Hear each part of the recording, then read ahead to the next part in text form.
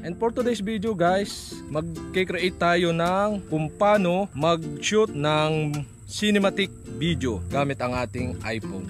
So itong ating iPhone is iPhone 13 at gagamitin natin siya for cinematic video. So tamang-tama nandito yung baka sa ating likod at atin siyang kinuhanan for this video. So kita-kita naman, papakita ko sa inyo yung kung paano ko siya binidyuhan gamit ang ating iPhone.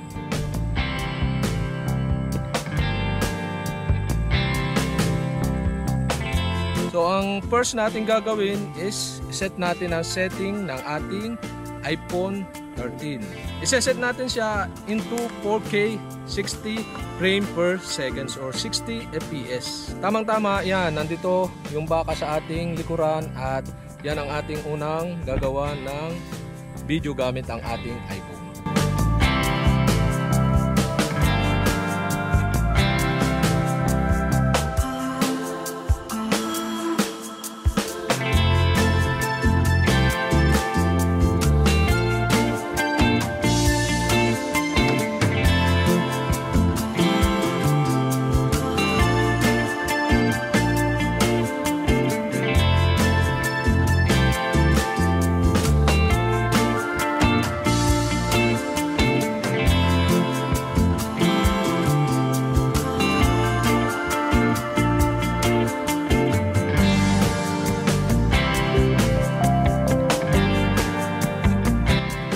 At dito, lumipat naman tayo ng tabing ilog. At ayun na nga guys, dahil ngayong oras na to is tirik na tirik ang sikat ng araw yan. So kukuhanan natin siya ng cinematic video gamit ang ating iPhone. So okay, ganito lang siya. Tutok nyo lang sa araw.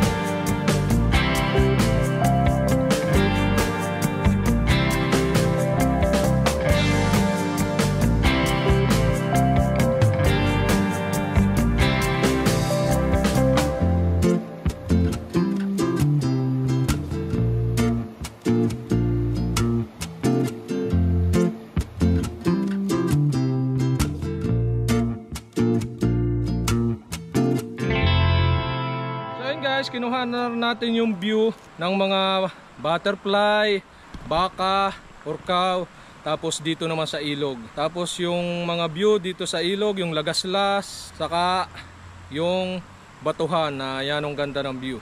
So, and guys, hanggang dito na ating pagsi-cinematic at doon naman tayo sa pinakang editing natin. So, okay, ready? 1, 2, 3. So ayun guys, andito na tayo sa ating editing section at mag-i-edit na tayo ng ating yan. At yan na nga guys, andito na tayo sa ating editing section at yan, tumulo na tayo papunta dito sa ating studio. At ayun na nga, ito na yung ating editing at ituturo ko sa inyo kung ano bang kailangan gawin para mas gumanda at mas maging quality ang ating video yan. Oh.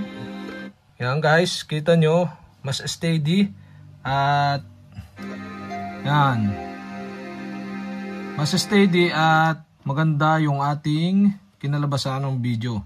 So bakit nga ba siya mas naging steady? So ang gawin nyo lang to, select nyo yung video na gusto nyong gawing mas stable para hindi siya magalaw na video. Select nyo yung video at punta kayo dito sa right side. So ang atin nga palang ginamit na editing software or editing app is CapCut. Yan. CapCut. At punta lang kayo dito sa may pinakang video, dapat sa basic. So kapag na-select nyo na yung video, dito naman kayo sa basic. Tapos scroll down nyo lang. So makikita nyo dito yung stabilize. Yan, yung pinakang stabilize nya. So, ang pinakang level ng stabilize natin is nakaset na siya sa most stable. So, ibig sabihin, kung medyo magalaw yung ating video, so i-click nyo lang itong most stable. So may pamimilihan dyang Bali 3 yung recommended. Ito yung recommended, ito yung pinakang isinet nyo, kaya magalaw siya. Kasunod yung minimum cut. Yung minimum cut naman is yung hindi ganun ka-stable. Dito tayo sa most stable para mas quality at mas maging maganda ang kalalabasan ng ating cinematic. Yan, most stable. So, try nating i-play. Yan. Yan.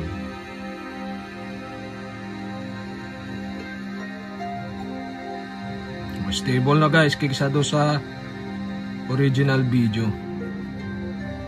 So tingnan natin yung original video.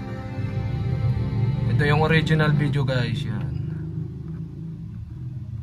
Nandito sa ibabaw yung pinakang original video. Yan. Yan guys, oh, medyo magalaw ang pinakang video. Pero dito sa kinalabasan ng video na ating inedit, yan, stable siya, hindi siya magalaw. Kaya laking bagay nito para mas maging quality ang ating pinakang cinematic. Yan, ganun lang pag-i-edit. At sa exporting naman, so ang gawin nyo lang, punta lang sa export. At dito naman, ang gawin nyo is set nyo siya ng 4K. So naka 4K na yung ating video. But hindi lang yan dapat maging 4K, pati rin ito yung frame rate. Set natin siya sa 60 FPS. Yan. Kung ano yung video natin na ginamit, halimbawa siya is 30 FPS, so 30 FPS nyo lang set. Pero kapag 60 FPS ang inyong gamit, so set nyo siya as a 60 FPS. Yan. Okay, nakaset na siya ng 60 FPS. Tapos dito naman yung name, yung export to. So kayo nang bahala dyan, madali naman. Basta mahalaga itong 4K at 60 FPS. So format, pwedeng MP4 or MOV. So MOV na lang tayo. Tapos click nyo yung export button kapag satisfied na kayo sa inyong video na ginawa. Yan. Okay? Mas stable siya guys. Isa doon sa pinakang original video. Ayan guys, sana nakatulong itong ating pinakang tutorial na to. Kung paano ba gumawa ng cinematic video gamit ang ating iPhone.